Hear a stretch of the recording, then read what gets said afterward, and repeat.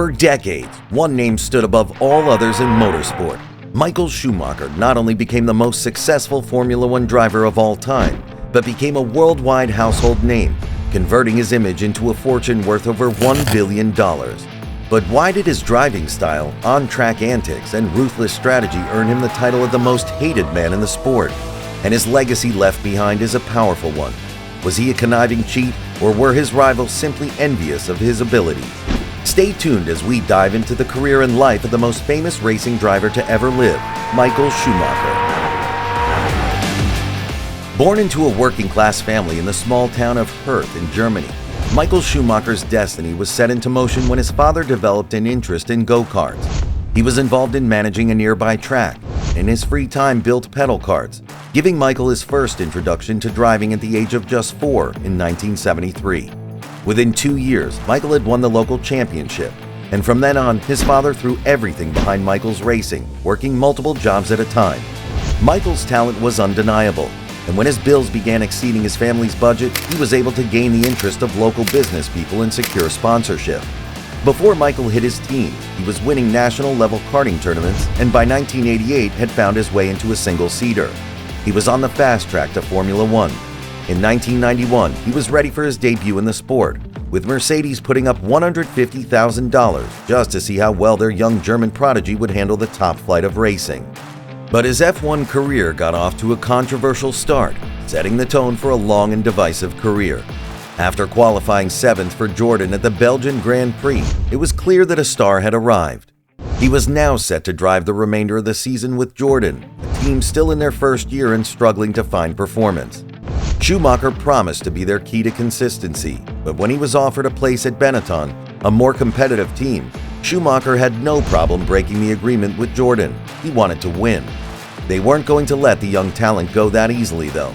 If they couldn't have him, they didn't want their rivals to either. Jordan filed for an injunction, which would have prevented Schumacher from driving for any other team, including Benetton. This threatened to be a huge stumbling block, halting the momentum of the shiny new rookie. In court, Jordan didn't have enough, instead arguing that there was an agreement in principle rather than a finalized contract. This wasn't enough of an argument.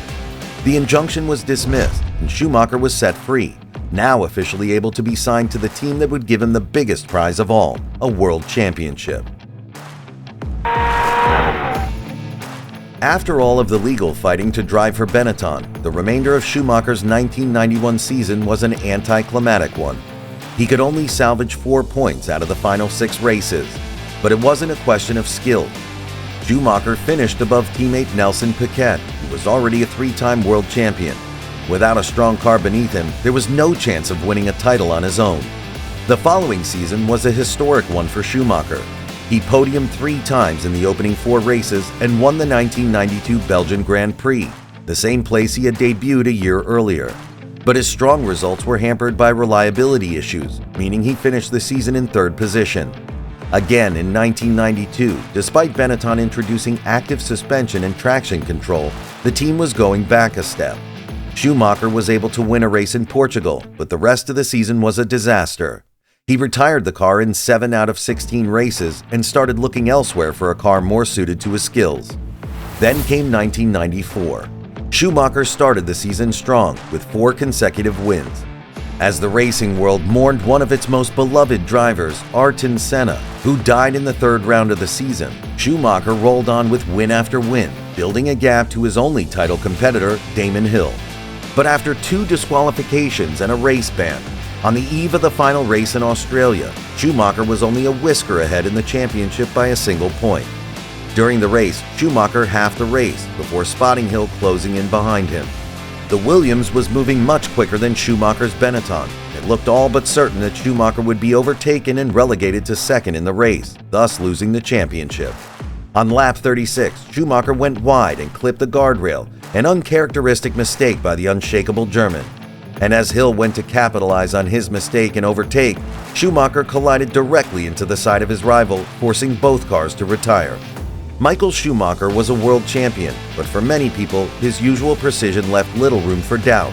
It was a deliberate collision that had won it for him. His image as a ruthless driver with a win-at-all-cost mentality was cemented.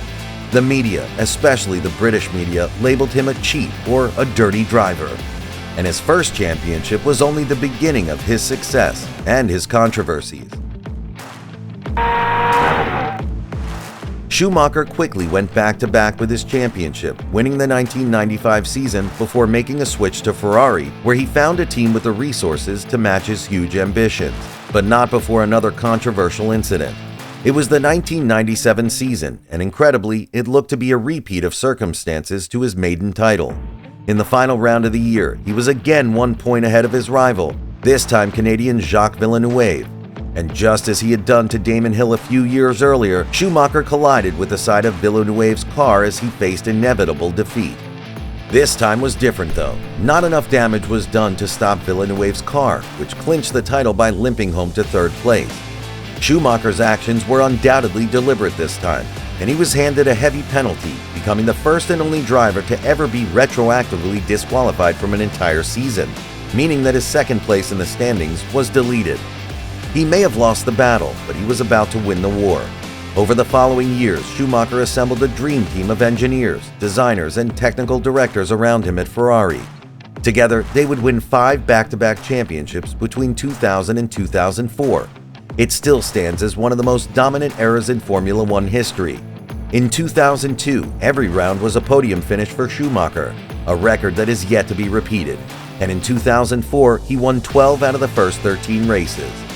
It wasn't purely Ferrari's team or his masterful driving though. Schumacher was renowned for his technical mind, often staying back at the track or testing sessions for hours to better understand the car and offer potential upgrades.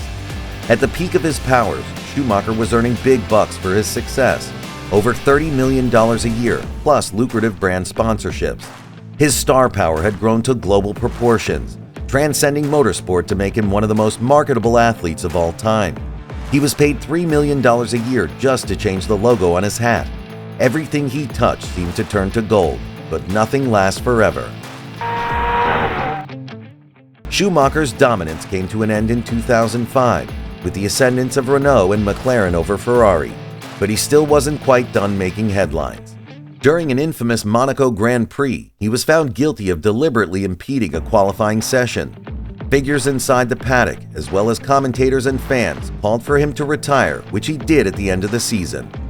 After only a few years, though, he was lured back by the opportunity to join Mercedes, who were re-entering the sport after purchasing Brawn GP, a team started by Schumacher's former technical director at Ferrari, Ross Brawn.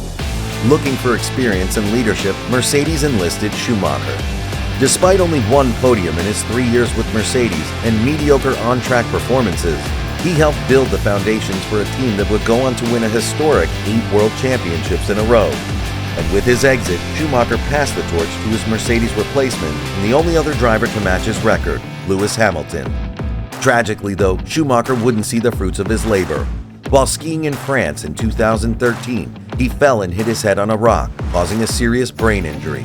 After 2 major surgeries, he was put into a coma.